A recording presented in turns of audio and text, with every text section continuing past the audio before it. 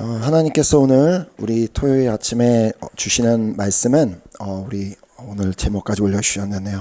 진리가 너희를 자유롭게 하리라는 우리 말씀으로 우리가 잘 알고 있는 우리 요한복음 8장 31절에서 32절까지 말씀 우리 함께 한 목소리로 읽도록 하겠습니다. 요한복음 8장 31절부터 32절까지 말씀입니다. 함께 읽겠습니다. 시작. 그러므로 예수께서 자기를 믿은 유대인들에게 이르시되 너희가 내 말에 거하면 참으로 내 제자가 되고 진리를 알지니 진리가 너희를 자유롭게 하리라. 아멘. 아멘.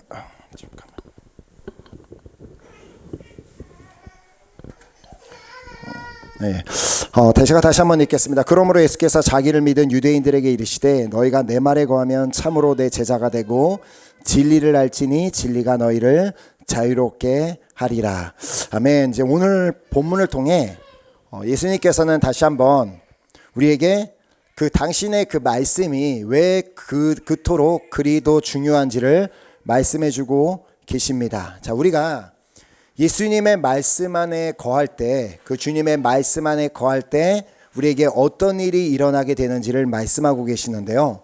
먼저 우리가 예수님의 말씀에 거하면 이 말씀을 이제 31절에 보면 우리가 먼저 예수님의 참된 제자가 될 수 있다라고 말씀하고 계십니다. 자, 사실 이 세상에 그리스도인들은 많습니다. 교회 다니는 교인들도 많고 그리고 예수님을 믿는다고 말하는 사람들도 많고 자신이 그리스도인이라고 말하는 사람들 많습니다. 자, 그러나 모든 그리스도인이라고 다 똑같은 것이 아니라 그 그리스도인들 가운데서도 크게 두 부류의 그리스도인들이 있습니다. 예수님께서 이제 사역을 하시던 그 당시에만 보아도 그 예수님을 따르던 수많은 사람들 가운데 두 부류의 사람들이 있었는데 한 부류는 그 무리였고 또 한 부류는 바로 제자였습니다. 자, 무리와 제자를 구분짓는 가장 큰 한 가지는 바로 그 예수님의 그 가르침이 자신의 뜻과 맞지 않을 때 이게 뭐지? 이건 내 생각과 다른데라고 생각하면 그냥 됐다 하고 그냥 예수님을 떠나버리는 사람들, 내가 원하는 방법대로 나가버리는 사람들이 바로 무리이고, 그럼에도 불구하고 이것이 정말 도무지 내 생각과 맞지 않고 내가 이해할 수 없다 할지라도 그럼에도 불구하고 예수님을 따라가는 자들이 바로 제자인 것입니다. 자, 그러나 오늘 본문 말씀을 보면은 그 제자들 가운데서도 그냥 제자도 있고 참된 제자도 있다고 말씀하고 계심을 보게 됩니다. 자, 그렇다면 제자가 된다는 것이 무엇을 의미할까요? 자, 제자란 스승의 가르침을 받고 그 스승의 가르침을 따를 뿐만 아니라 그 스승의 삶까지도 닮아가는 사람이 제자입니다. 그러니까 스승이 살아가는 방식도 닮아가고 행동하는 것까지도 다 닮아가는 것이 제자라는 것이죠. 자, 제자라고 하면서도 그 스승의 가르침을 받지도 않고 스승님이 아무리 뭘 가르쳐줘도 그대로 따르지도 않고 스승님을 전혀 닮을 생각이 없고 나는 내 방식대로 살아간다고 한다면 그런 사람이 진정한 제자라고 보기는 어려울 것입니다. 자, 그렇다면 오늘 나는 무리에 속해 있습니까? 아니면 제자에 속해 있다고 생각하십니까? 아니, 제자에 속해 있다고 할지라도 나는 그냥 제자입니까? 아니면 참된 제자입니까? 이 질문은 우리에게 매우 중요한 질문이 됩니다. 자, 오늘 본문을 보면 예수님께서 누가 참된 제자가 될 수 있는지를 말씀하고 계심을 보게 되는데요. 31절 말씀을 이제 다시 보면은 그러므로 예수께서 자기를 믿은 유대인들에게 이르시되 너희가 내 말에 거하면 참으로 내 제자가 되고, 자, 자기를 믿은 유대인들을 향해 이제 예수님의 전하시는 말씀을 듣고 예수님을 믿기로 결단한 유대인들을 향해 너희가 지금 나를 믿는다고 결단을 내렸는데 그냥 나를 믿는다고 끝이 나는 것이 아니라 너희 모든 그리스도인들을 너희들은 그냥 나를 믿는다고 그냥 그리스도인이 된다고 그것이 끝나는 것이 아니라 너희가 내 말에 거함으로 참으로 참된 내 제자가 되어야만 한다고 말씀하고 계십니다. 자, 그러므로 참된 제자란 바로 예수님의 말씀 안에 거하는 사람이 참된 제자입니다. 자, 참된 제자가 되기 위해서는 예수님이 주신 그 가르침 그대로를 받아야 하고, 받는 것으로 끝나는 것이 아니라 그 받은 가르침을 그대로 실천에 옮겨야 하며, 그리고 예수님의 삶을 닮아가야 참된 제자가 될 수 있다는 것입니다. 자, 그래서 우리가 주님의 말씀 안에 거하는 것이 그토록 중요한 이유입니다. 예수님께서 요한복음 15장 7절에 말씀하셨습니다. 너희가 내 안에 거하고 내 말이 너희 안에 거하면 무엇이든지 원하는 대로 구하라, 그리하면 이루리라.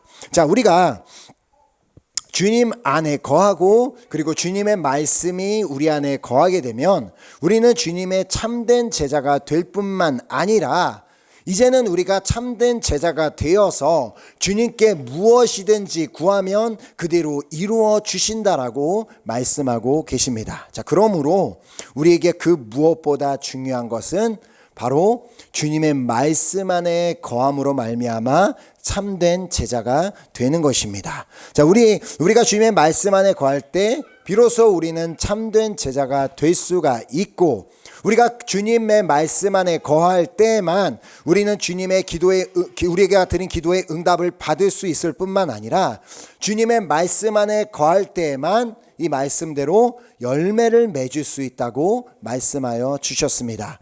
자, 또한 그래서 요한복음 15장 5절 말씀으로 보면, 나는 포도나무요 너희는 가지라, 그가 내 안에 내가 그 안에 거하면 사람이 열매를 많이 맺나니 나를 떠나서는 너희가 아무것도 할 수 없음이라. 자, 마치 가지가 줄기에서 떨어져 나오면 아무것도 할 수 없이 그냥 죽어버리는 것처럼, 우리도 포도나무이신 예수님에서 떨어져 나오면, 그 주님의 말씀에서 떨어져 나오면 아무것도 할 수 없는 마치 죽은 가지와 같은 그런 존재가 되어버린다는 말씀입니다. 자, 그러나 우리가 주님의 말씀 안에 거할 때 우리는 많은 열매를 맺을 수 있다고 또한 말씀하고 계십니다. 자, 그리고 또 오늘 다시 본문 말씀을 살펴보면 32절에 진리를 알지니 진리가 너희를 자유롭게 하리라. 자, 우리가 말씀 안에 거하면 또한 우리가 진리를 알게 된다라고 말씀하고 계십니다. 자, 그렇다면 진리를 안다는 거 말씀하시는데, 진리가 무엇인지를 우리가 알아야 되는데, 그 진리가 무엇입니까? 바로 예수 그리스도이십니다. 자, 우리가 말씀 안에 거함으로 내가 길이요 진리요 생명이니라고 말씀하신 바로 그 예수 그리스도를 알게 되는 것입니다. 자, 또한 요한복음 1장에 보면 예수님은 바로 말씀이 육신이 되어서 이 땅에 오신 분이다라고 우리에게 요한복음 1장 14절을 통해 말씀하십니다.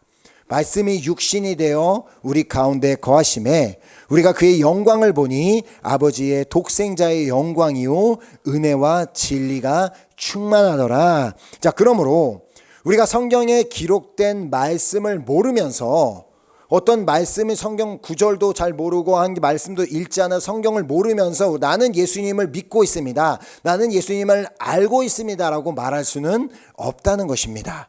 왜냐하면 예수님은 말씀이시기 때문입니다. 자, 그렇게 우리가 이 말씀이신 예수님 안에 거한다면 우리가 이 말씀에서도 볼 수 있듯이, 요한복음 1장 14절을 통해 볼 수 있듯이 예수님의 영광과 또 예수님의 충만한 은혜와 진리 안에 우리가 거하게 되는 것입니다. 자, 그래요. 본문 말씀에서도 보았듯이 우리가 주님의 말씀 안에 거하면 진리를 알게 된다라는 말씀. 왜냐하면 바로 예수님 당신이 진리이시고 예수님 당신이 은혜이시고 예수님 안에 그 영광이 충만하기 때문에 우리가 그 예수님의 그 말씀 안에 거한다면, 그 예수님 안에 거하게 되면 우리가 진리를 알게 되고, 그 진리를 알게 되면 바로 그 진리가 우리를 자유롭게 한다고 말씀하고 있는 것입니다. 자, 그렇다면 우리가 진리를 알게 되면, 그 예수님의 말씀을 알게 되면, 예수님을 알게 되면 그 진리가 우리를 자유롭게 한다고 말씀하고 있는데, 도대체 자유롭게 한다는 것의 의미가 무엇인지를 우리가 또 정확하게 깨닫는 것이 너무나 중요합니다. 도대체 우리가 무엇으로부터 자유를 의미하는가, 어떤 자유를 말하는가라는 질문으로부터 시작해야 하는 것입니다. 당시에 이 예수님의 말씀하신 이 말씀을 이해하지 못했던 유대인들이 예수님께 되물었습니다. 자, 요한복음 8장 33절에 그들이 대답하되 우리가 아브라함의 자손이라 남의 종이 된 적이 없거늘 어찌하여 우리가 자유롭게 되리라 하느냐. 어쩌면 이 질문은 이 말씀을 들은 모든 사람, 진리를 알지니 진리가 너희를 자유롭게 하리라 라고 말씀하시니까 그 자리에서 예수님의 말씀을 들은 모든 사람이 예수님께 하고자 했던 질문일 것입니다. 아니, 우리는 무슨 남의 종이 된 적도 없고 뭔가에 얽매여 본 적도 없는데 도대체 우리가 무엇으로부터 자유롭게 된다라는 말씀을 하고 계시는 겁니까? 라는 그런 질문을 모두가 어떤 사람은 직접 묻고 어떤 사람은 속으로 묻고 있었을 것입니다. 자, 그러나 예수님은 진리를 알게 되는 사람들이 어떤 사람으로부터 자유롭게 되는 것을 말씀하고 계신 것이 아니었습니다. 예수님께서 말씀하고자 하시는 자유가 무엇으로부터에서의 자유였는지를 바로 다음 절에 34절에 말씀하십니다. 예수께서 대답하시되 진실로 진실로 너희에게 이르노니 죄를 범하는 자마다 죄의 종이라. 자, 바로 죄의 종이었던 사람들이, 죄의 종노릇하던 사람들이 이제는 말씀 안에 거하며 진리를 알게 됨으로 말미암아 이 죄에서부터 자유롭게 될 수 있음을 말씀하여 주신 것입니다. 자, 더 정확하게 바로 그 죄가 가져다주는 정죄감과 죄책감에서 자유롭게 됨을 말씀하여 주신 것입니다.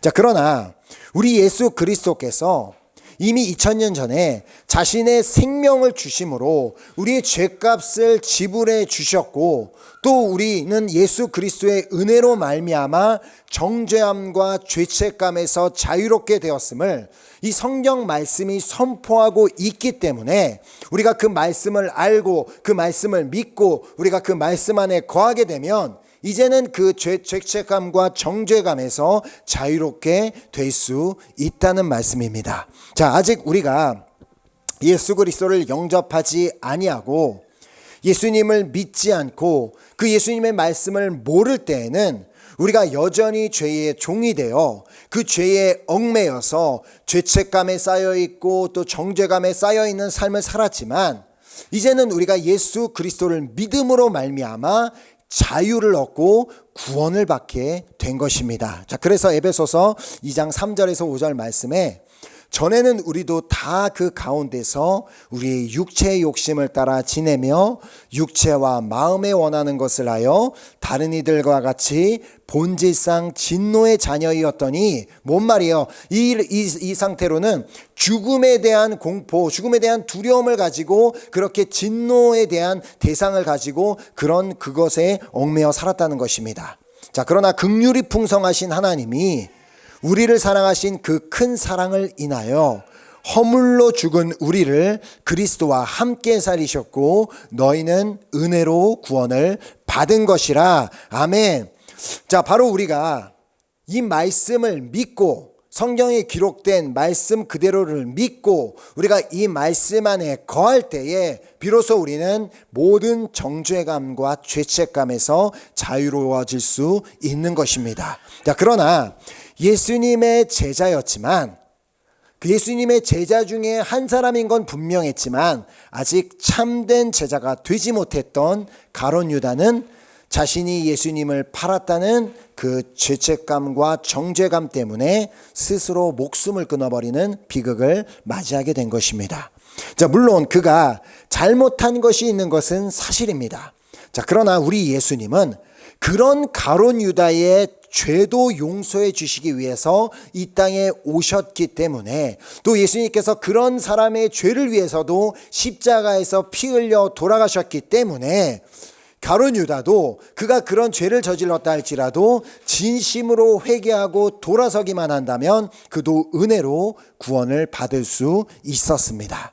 자, 오늘 이 자리에서 예배드리고 있는 우리 가운데는 그 누구도 죄책감과 정죄감에 시달리고 있는 분은 없기를 간절히 소망합니다. 자, 혹여라도 마음에 조금이라도 정죄감, 뭐 나 같은 사람, 내가 왜 이렇게 맨날 죄를 지으면서 나 같은 사람이 무슨 그리스도인이라면서 그런 삶을 살고 죄책감에 시달리고 있는 분들이 계시다면 바로 오늘 본문에서 말씀하신 그 예수님의 음성을 듣고 자유함을 얻게 되는 역사가 있기를 간절히 소망합니다. 진리를 알지니 진리가 너희를 자유롭게 하리라. 아멘. 자, 그리고 이 말씀을 뒷받침해 주는 로마서 8장 그 1절에서 2절 말씀 가운데 거하시기 바랍니다. 로마서 8장 1절에서 2절에 그러므로 이제 그리스도 예수 안에 있는 자에게는 결코 정죄함이 없나니 이는 그리스도 예수 안에 있는 생명의 성령의 법이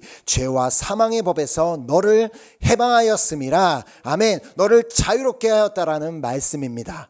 이제 우리가 알아야 하는 진리가 뭡니까?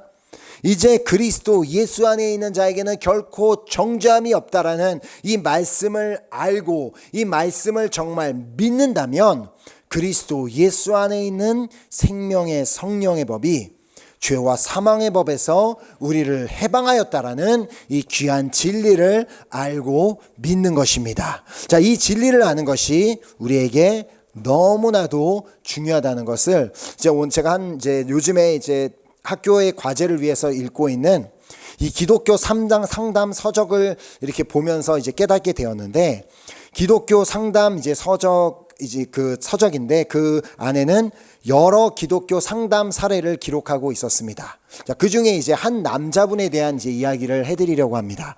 미국에서 있었던 일인데 그 남자분은 브라이언이라는 형제님이었습니다. 그 형제가 기독교 상담 전문가인 이 목사님을 찾아왔을 때 그는 20대 청년, 건장한 청년이었고 겉으로 보았을 때는 전혀 아무런 문제가 없는 괜찮은 청년으로 보였다고 합니다. 그러나 그에게 한 가지 문제가 있었는데 그에게는 이 불어로는 토블르 옵세셔넬 콤플시프라고 해갖고 줄여서 TOC, 그러니까 똑이라는 하는 그런 부르는 강박 장애가 그에게 있었습니다. 어떻게 보면 다른 사람들이 봤을 때는 그렇게 심각해 보이지는 않을 수 있지만 본인 스스로가 이 강박증에 시달려 하루하루 힘든 삶을 살고 있었습니다. 자, 예를 들어 목사님께서 만나셨던 강박증 환자 중에 어떤 사람이 있냐면 한 분은 우편 배달부였는데 그는 항상 우편 배달을 마치고 나서 자신의 가방에 혹시라도 배달이 되지 않은 편지가 하나라도 남아있지 않을까라며 늘 그 가방을 쳐다보고 또 보는 그 강박증에 시달렸다고 합니다. 그래서 집에 들어가서도 내가 혹시 또 편지를 배달 안 한 게 있으면 어쩌지 하고 나서 집에 들어갔는데도 또 가방을 확인하고 또 잠시 후에도 다시 가방을 확인함으로 마음이 잠시도 편하지 못한 그런 본인 스스로 힘든 삶을 살았던 것입니다. 또 어떤 분을 만났을 때 그분은 얼굴에 상처가 너무 많이 이렇게 나 있어서 본인 목사님이 생각하기는 저분이 분명 자동차 사고가 났거나 아니면 이렇게 동물에게 공격을 당해서 얼굴이 저렇게 됐겠구나라는 생각을 했는데 그분과 대화를 하던 중에 너무나 충격을 받은 것이 그의 얼굴에 상처가 많았던 이유는 그 역시도 강박증 때문이었는데 자신이 면도를 할 때는 완벽하게 해야 한다는 그 강박증 때문에 내 얼굴에 털이 조금이라도 보이는 것을 용납할 수가 없어서 조금이라도 보이면 면도를 하고 또 하고 또 하고 하다 보니까 얼굴에 상처가 그렇게 범벅이 되었던 것입니다. 또 어떤 사람은 이거는 우리가 그냥 되게 쉽게 생각할 수 있는데 어떤 경우도 있었냐면 이분은 집에서 나갈 때 집에서 그냥 못 나가는 거예요. 왜냐하면 집에서 나갈 때 다시 한번 내 몸 매무새가 괜찮은지 거울을 보고 또 나가려다가 다시 자기 머리도 보고 그랬던 이유가 자신이 어렸을 때 엄마가 항상 집을 나가기 전에 다시 돌아오라 그래서 옷을 정리해주고 머리를 정리해주고 너 그렇게 나가면 안 돼, 똑바로 입어야 돼, 맨날 그렇게 하다 보니까 자기가 어른이 됐는데도 어쩔 수 없이 그냥 문을 못 나가고 문을 나가려고 그러면 다시 거울을 보아서 자기를 해야 돼서 제 시간에 집을 나갈 수 없는 그런 강박증에 시달리는 환자도 있었다는 것입니다. 자, 그리고 그 브라이언이라는 분은 어떤 강박증에 시달렸냐면 그분은 도로에서 운전을 할 때 도로 중에서 홀수 번호로 되어 있는 도로로는 절대 운전할 수 없는 강박증이 있었습니다.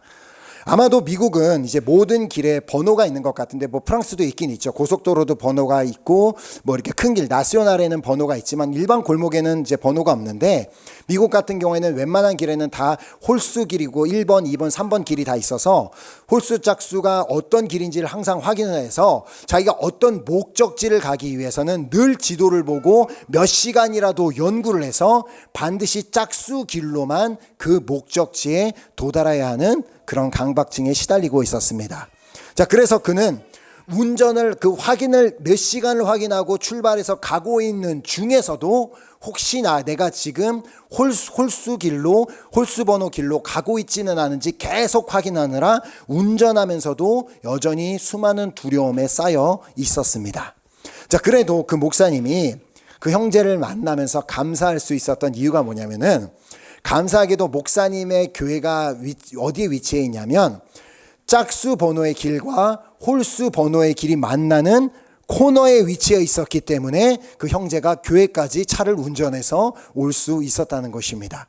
좀 어이없고 우스운 일이라고 생각할 수 있지만, 이 형제는 그것이 매우 심각한 문제였고, 단순히 그냥 그에게 그 얘기를 듣고 아이 뭔 소리냐 정신 차려라 하고 그냥 아무 길이나 가도 괜찮아 라고 말한다고 해결될 수 있는 문제가 결코 아니었다는 것입니다.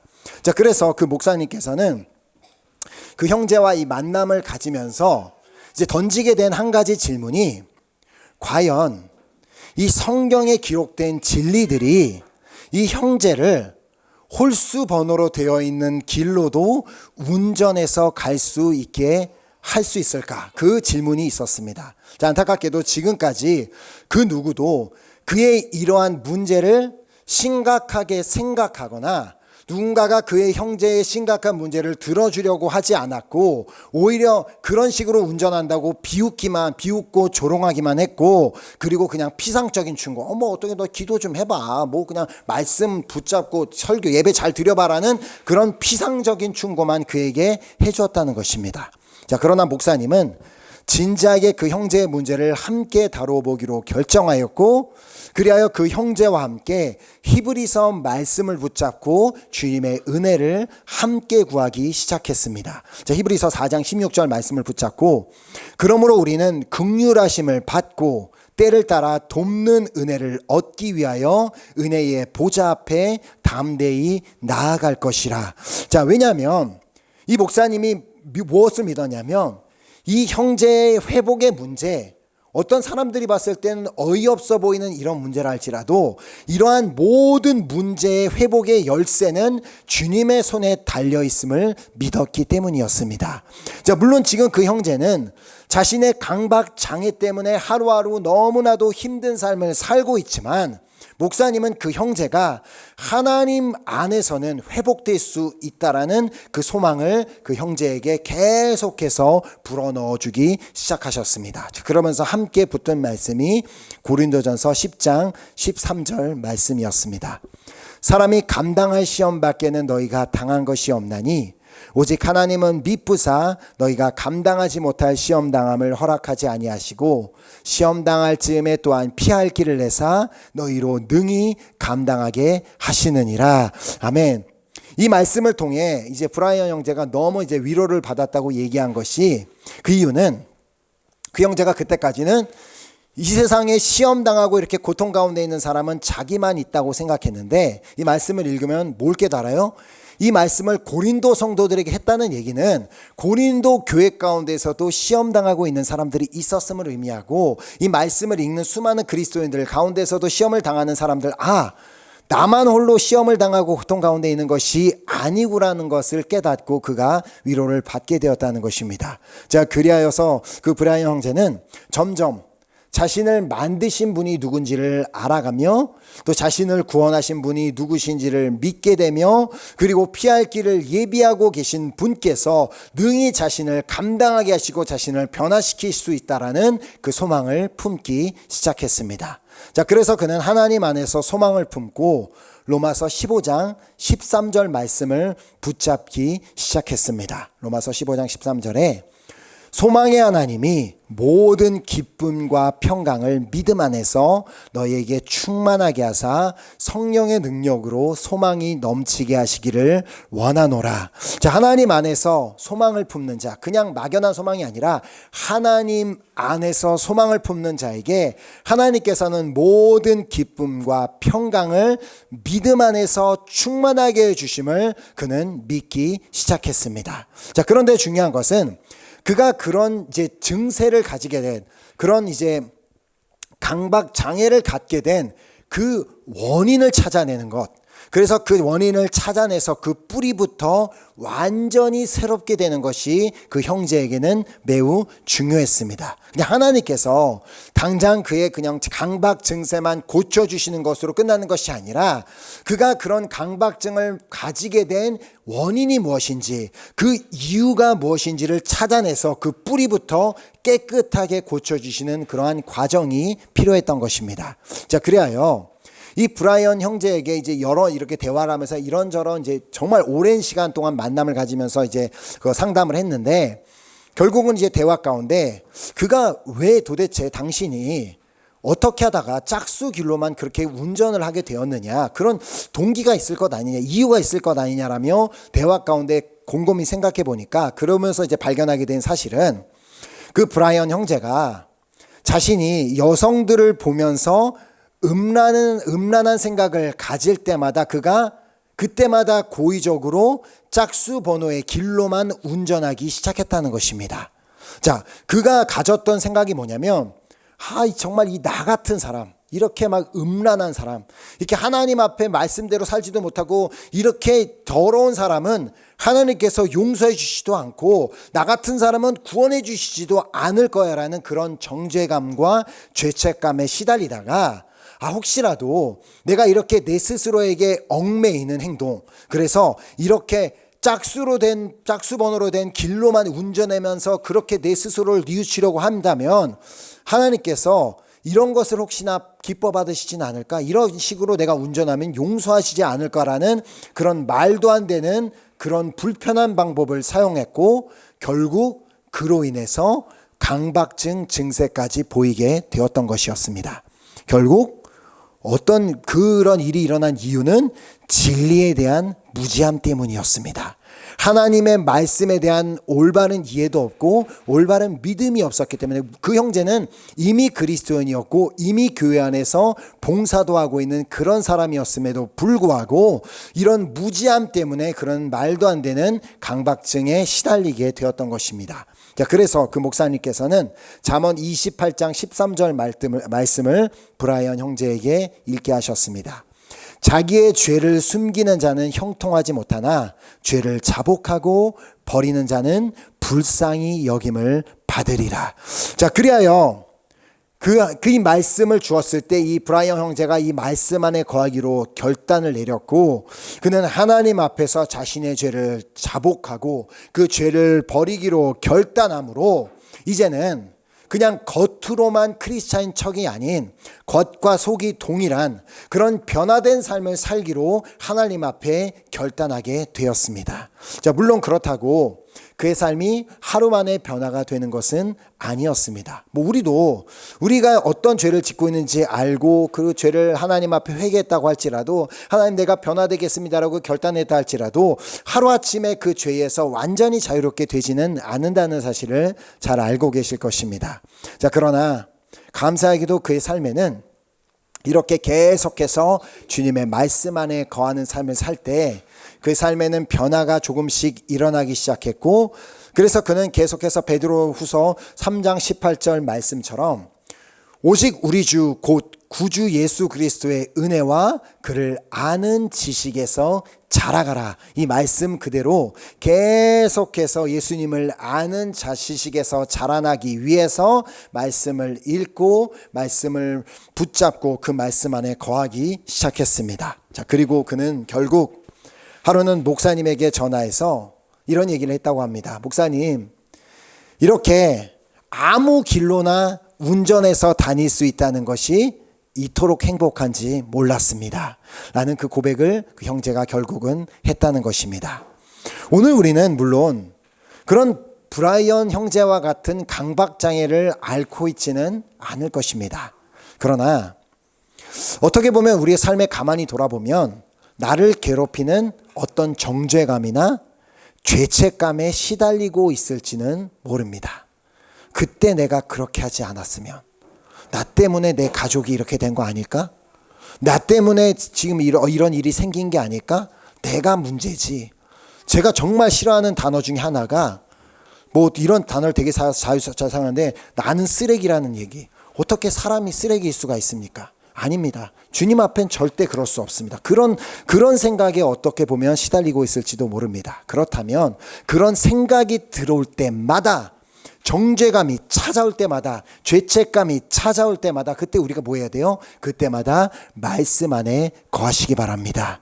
말씀 안에 거한다는 것은 바로 하나님의 말씀을 묵상하는 삶을 의미하는데, 말씀을 묵상하는 의미가 무엇인지에 대해서는 내일 주일 예배를 통해 구체적으로 나누고, 말씀 묵상이 가져오는 그 힘이 얼마나 큰지를 또 나누려고 합니다. 또 제가 이제 그 책에서 보았던 다른 기독교 상담 사례 중에 한 사례를 이제 내일 나누려고 하는데, 오늘 것과는 비교가 될 수 없는 너무나 놀라운 말씀을 통해 치유되고 새롭게 되는 역사가 있는 그 말씀을 이제 내일 나누려고 하는데, 뭐 티저를 공개하는 거니까 기대함으로 이제 하나님의 말씀의 능력이 얼마나 위대한지를 이제 기대하시라는 말씀인데, 이제 우리가 말씀 안에 거함으로 그 진리를 알 때, 진리가 여러분 한 분 한 분을 진정으로 자유롭게 해주실 줄 믿습니다. 자, 더 이상 우리 안에 정죄감이나 죄책감에 시달리지 마시고, 우리 주님이 그러시겠어요. 성령님께서 물론 우리가 죄를 지을 때 너 그렇게 하면 안 돼, 죄 지으면 안 되라고 말씀하시겠지만, 너는 안 돼.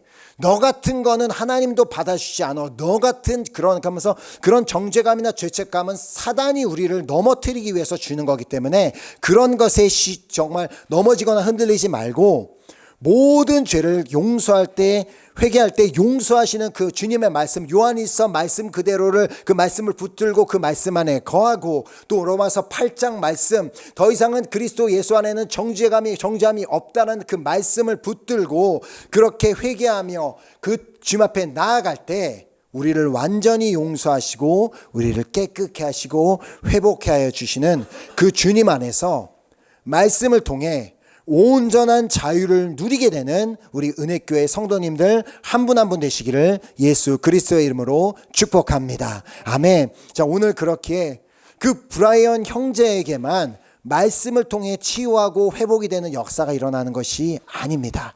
우리 안에 과거에 가지고 있었던 어떤 상처와 아픔과, 또 어떤 우리가 알게 모르게 시달리고 있는 죄책감과 정죄감, 그리고 우리에게도 우리가 알게 모르게 시달리고 있는 그 강박증, 그것이 우리 안에도 있을지 모르지만, 우리가 지속적으로 말씀을 붙잡고 그 하나님의 말씀 안에 거할 때, 하나님의 말씀을 묵상하며 나아갈 때 우리 안에도 놀라운 회복의 역사가 일어나게 될 줄 믿습니다. 아멘. 우리 함께 이 시간 우리 같이 찬양 드리고 우리 기도하는 시간 갖도록 하겠습니다.